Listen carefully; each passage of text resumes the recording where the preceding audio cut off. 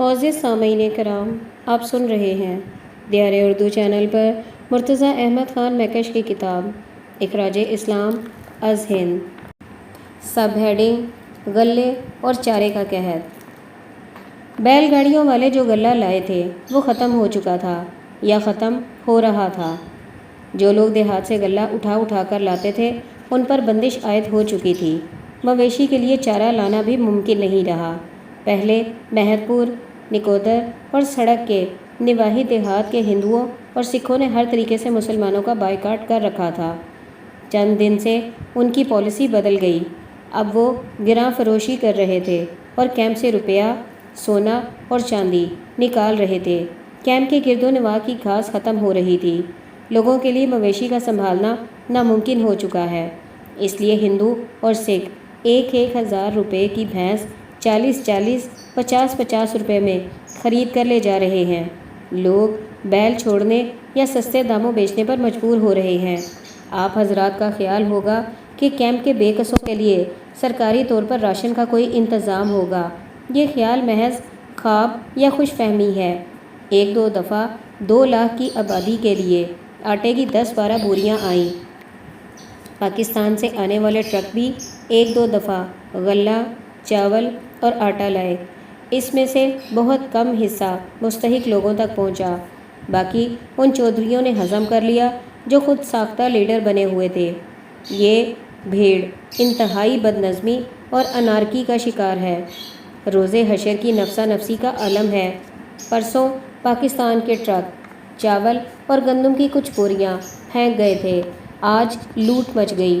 صحیح تقسیم نہ ہونے کے باعث لوگ بوریاں اٹھا لے گئے۔ اس وقت ڈوگرا فوج تفتیش کر رہی ہے۔ سب ہیڈنگ موسم سرما کی آمد۔ طوفانی بارشیں ہونے کے باعث موسم تبدیل ہو چکا ہے۔ سردی بڑھ رہی ہے۔ اکثر لوگوں کے پاس سردی سے بچنے کا کوئی سامان نہیں۔ امراض و اموات کی رفتار میں تیزی کا ایک بڑا سبب موسم سرما کی آمد بھی ہے۔ ان کے علاوہ اور بھی بہت سی تکالیف ہیں جو مسلمانوں کو سرعت رفتار کے ساتھ فنا کرنے کا موجب بن رہی ہے۔ ان کے علاوہ اور بھی بہت سی تکالیف ہیں جو مسلمانوں کو سرعت رفتار کے ساتھ فنا کرنے کا موجب بن رہی ہیں۔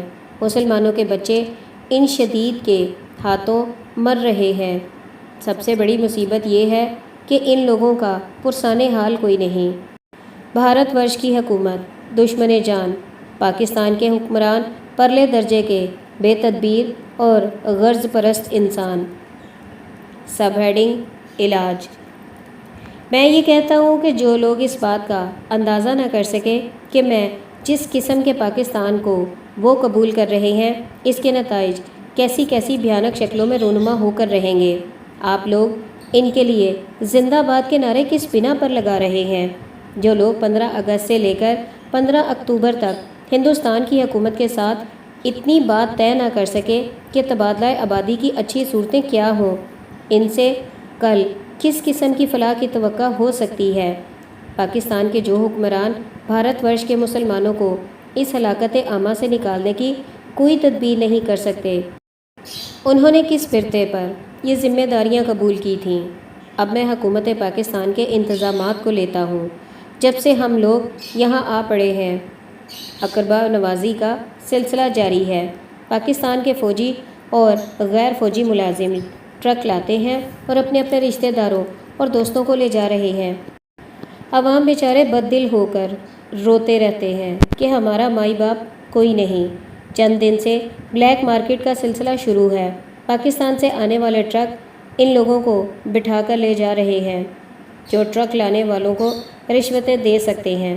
غضب خدا کا، محمد عربی کا کلمہ پڑھنے والے غریب، بے کس اور بے سر و سامان لوگ تو بیٹھے آسمان کی طرف تکتے رہے اور پاکستان سے آنے والا غلہ چودھری لوگ کھا جائیں۔ پاکستان کے ٹرک سرمایہ داروں کے کام آئیں، یہ لچھن اچھے نہیں۔ احکم الحاکمین علیم و خبیر اور سمیع و بصیر ہے، سب کو اس کے مواخذے سے ڈرتے رہنا چاہیے۔ میں کہتا ہوں کہ اگر پاکستان کے با اقتدار لوگ جن کو عیش و عشرت کے سوا اور کسی بات سے سروکار نہیں، ان مصیبت زدوں کو جلد سے جلد پاکستان لے جانے کا بندوبست کر لیتے تو نہ اتنی جانیں ضائع ہوتی، نہ صحتیں گرتی، نہ مویشی تباہ ہوتے، نہ یہ مسلمان کلاش بنتے۔ لیکن پاکستان والوں سے تو اتنا بھی نہ ہو سکا کہ وہ انہیں حوصلہ افزائی کا کوئی پیغام بھیجتے یا ان کے انتظام کے لیے اپنے چند آدمی ارسال فرما دیتے جو کیمپ کے لوگوں کو منظم کرتے، ان کی تکالیف کا انسداد فرماتے، زیادہ مستحق اشخاص کو پہلے اور دوسروں کو بعد میں لے جانے کا انتظام کرتے۔ مجھے دوسرے کیمپوں کا حال معلوم نہیں، لیکن میں سمجھتا ہوں کہ جو کچھ ہم پر گزری ہے وہی کچھ کم و بیش دوسرے کیمپوں پر بھی گزری ہوگی۔ اتنے مسلمانوں کی تباہی و بربادی، ہلاکت و فنا کی ذمہ داری کس کی گردن پر ہے؟ پاکستان کے مسلمانوں، آپ نے اپنے رئیسوں، نوابوں، رئیس زادوں اور نواب زادوں کی، جن کو آپ نے لیڈر اور حکمران بنا رکھا ہے، بے تدبیریوں کے نتائج اس شکل میں دیکھ لیے کہ اسلام ہندوستان کی سرزمین سے بیک بینیوں دو گوش صرف 2 ماہ کے قلیل عرصے میں نکال دیا گیا۔ پاکستان کے خیال کا خالق پاکستان کے لیے جدوجہد کرنے میں سب سے پیش یہی راکم الحروف تھا، لیکن مجھے وہم و گمان بھی نہ تھا کہ ہمارے لیڈر ایسے ادھورے اور نکمے پاکستان کو قبول کر کے مسلمانوں کو فریب دیں گے۔ میرے تصور کا پاکستان اور تھا۔ اگر وہ بنایا جاتا تو آج ہندوؤں اور سکھوں کو جرأت نہ ہوتی کہ کسی ایک مسلمان کی طرف ترچھی نگاہ سے دیکھ سکیں۔ خیر، جو ہونا تھا ہو چکا۔ اب آپ کو ہماری نہیں اپنی فکر کرنی چاہیے۔ یہ بے تدبیر حکمران آپ کو بھی سوبتر مصیبتوں میں بھی مبتلا کر رہے ہیں۔ میں ذاتی طور پر اپنی اور اپنے بال بچوں کی تقدیر پر شاکر ہوں۔ میں پاکستان کے ان حکمرانوں سے اپنے لیے کوئی التجا نہیں کرتا، لیکن اتنا ضرور کہتا ہوں کہ اب بھی بہت کچھ سنبھالا جا سکتا ہے۔ ہوش مندی اور تدبیر سے کام لیں۔ مسلمانوں کو جلد سے جلد پوری قوت صرف کر کے ہلاکت کے اس غار سے نکالنے کی کوشش کریں۔ ازاں بعد خدا آپ کو اور ادھر سے بچ کر جانے والوں کو توفیق دے کہ آپ راہ راست پر چلیں، اپنے فرائض کو پہچانیں اور تلافی مافات کی کوشش کریں۔ خدا آپ کا حامی و ناصر ہو۔ والسلام، نیاز مند مرتضیٰ احمد خان۔ 15 اکتوبر کو یہ چٹھی لکھی گئی اور 16 اکتوبر کو مہت پور کیمپ پر حملہ ہوا۔ گھڑ سوار سکھوں نے ان مسلمانوں کو جو کیمپ سے نکل کر میل آدھ میل کے فاصلے پر گھاس کھود رہے تھے، گولیوں کا نشانہ بنا لیا۔ گھنٹہ بھر گولیاں چلتی رہیں۔ 18 مسلمان شہید ہوئے اور کچھ زخمی ہو گئے۔ کیمپ پر بھی گولیاں پھینکی گئیں، لیکن حملہ آوروں کو کیمپ کے نزدیک آنے کی جرأت نہ ہوئی۔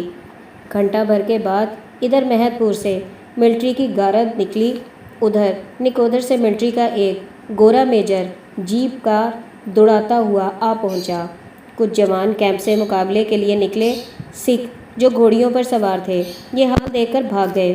اس واقعے کے بعد قتل کی وارداتوں میں کسی قدر کمی واقع ہو گئی۔ ملٹری کی گارد اجرت لے کر گھاس اور چارہ لانے والے گروہوں کے ساتھ جانے لگی۔ اس حفاظت کے باوجود سکھ لوگ چھپ چھپا کر ادھر ادھر بکھرے ہوئے مسلمانوں میں سے 2-4 کو قتل کر دیتے تھے۔ مسلمان کیمپ میں قیدیوں کی سی حیثیت میں تھے۔ ان سے تابع مقاومت اور مقابلے کی ہمت یکسر مفقود ہو چکی تھی۔ سکھ مسلمانوں کو اس طرح مار رہے تھے جس طرح جنگل کے جانوروں کا شکار کھیلا جاتا ہے۔ اکتوبر کے اخیر میں نکودر کیمپ سے پناہ گزینوں کے قافلے جالندھر کی طرف روانہ ہونے لگے اور مہت پور کیمپ کے لوگ وہاں سے اٹھ کر نکودر کیمپ میں آ گئے۔ 2 نومبر کو نکودر سے بہت بڑا قافلہ پا پیادہ چلایا گیا۔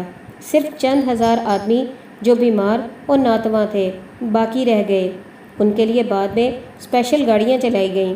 بڑا قافلہ ایک ہی دن میں 11-12 میل کا سفر طے کر کے پرتاپ پور پہنچا۔ اگلے دن 4 میل کا سفر طے کر کے کرلا کنگرا میں قیام پذیر ہوا۔ ان مقامات پر پہلے بھی متعدد قافلے قیام کر کے گزر چکے تھے۔ کوڑے کرکٹ کے ڈھیر بتا رہے تھے کہ بہت سے کاروان اس راہ سے گزر چکے ہیں۔ پرتاپ پور اور کرلا کنگرا کی فوجی گاردیں پاکستانی تھیں جن کے افسر اور سپاہی پناہ گزینوں کے ساتھ ہمدردی سے پیش آتے تھے۔ کرلا کنگرا میں چند روز ٹھہرنے کے بعد 11 نومبر کو گڑھا کیمپ میں جانے کا حکم ملا جو وہاں سے 3 میل دور تھا۔ یہ کیمپ ریلوے لائن پر واقع تھا۔ دوسرے تیسرے دن اسپیشل گاڑی آتی تھی اور پناہ گزینوں کو لاد کر چلی جاتی تھی۔ 15 نومبر کو جب کیمپ کی آبادی کسی قدر ہلکی ہو گئی، حفاظتی غارت بدل گئی اور ہندو جاٹ رجمنٹ کی غارت متعین ہو گئی۔ اس غارت نے آتے ہی ان ہندو دکانداروں کو بھگا دیا جو کیمپ کی حدوں پر خوردنی اشیاء فروخت کر رہے تھے۔ رات کے وقت ان پہرے داروں نے کیمپ میں لوٹ کھسوٹ شروع کر دی۔ تلاشی لینے کے بہانے سے لوگوں کے ٹرنک کھلواتے تھے اور نقدی اور زیور ہتھیار لیتے تھے۔ عورتوں پر زبردستی کرنے کی وارداتیں بھی ہوتیں۔ عشاء کے وقت جو عورتیں کیمپ کی حد کے قریب رفع حاجت کے لیے گئیں، جاٹ سپاہیوں نے ان سے چھیڑ چھاڑ کی، شور و غل بلند ہوا، بعض جگہ مار پیٹ کی نوبت بھی آئی۔ جاٹ سپاہی رات بھر کتوں کی طرح کیمپ میں پھرتے رہے۔ اگلے روز بعض مسلمانوں نے پناہ گزینوں کو دیہات سے نکال کر لانے والے مسلمان فوجیوں سے رات کا ماجرا بیان کیا۔ انہوں نے چھاؤنی جالندھر پہنچ کر پاکستان کے لیجنڈ آفیسر کو اطلاع دی۔ چھاؤنی سے 2 مسلمان کپتان تحقیقات کے لیے آئے۔ انہوں نے جاٹ غارت کی تلاشی لی اور مسلمانوں سے کہا کہ غارت والوں کو تنبیہ کر دی گئی ہے، تاہم تمہیں چاہیے کہ بکھر کر بیٹھنے کے بجائے اکٹھے ہو کر بیٹھیں اور ترقی کے ساتھ 2-4 دن گزار لیں۔ گڑھا کیمپ سے تیسرے چوتھے روز ایک اسپیشل گاڑی چلتی تھی۔ لوگ بدحواس ہو کر اس پر لدے جاتے تھے۔ حشر کسی نفسا نفسی کا عالم تھا۔ ہر گاڑی کے چلنے کے بعد بڑے ہی دلگداز مناظر دیکھنے میں آتے تھے۔ لوگ اپنی بیمار اور بوڑھی ماؤں تک کو چھوڑ کر سوار ہو گئے، جنہوں نے لاوارسی کے عالم میں سسک کر اور ایڑیاں رگڑ کر جان دی۔ ماؤں کو گاڑی پر سوار ہونے کی بدحواسی میں بچوں کو سنبھالنے کی ہوش نہ تھی۔ گڑھا کیمپ میں لاوارث مردوں کو سنبھالنا ایک مستقل مسئلہ بن گیا تھا، جس سے باقی رہنے والوں میں سے درد دل رکھنے والے لوگ عہدہ برا ہونے کی کوشش کرتے رہے۔ 17 نومبر کو جو اسپیشل آئی، اس پر رقم الحروف اپنے خاندان کے افراد کو لے کر سوار ہو سکا۔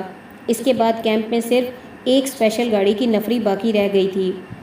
گاڑی رات بھر ماناوالا اور اٹاری کے اسٹیشنوں پر کھڑی رہی اور 18 کی صبح کو واگا اسٹیشن پر پہنچ گئی۔ لائی حیات آئے قضا لے چلے، اپنی خوشی سے آئے نہ اپنی خوش چلے۔ قضاء و قدر کو منظور تھا کہ بیگانوں کے ظلم و ستم سہنے کے بعد اپنوں کے جور و جفا کی کیفیات بھی دیکھ لیں، اس لیے پاکستان پہنچا دیے گئے۔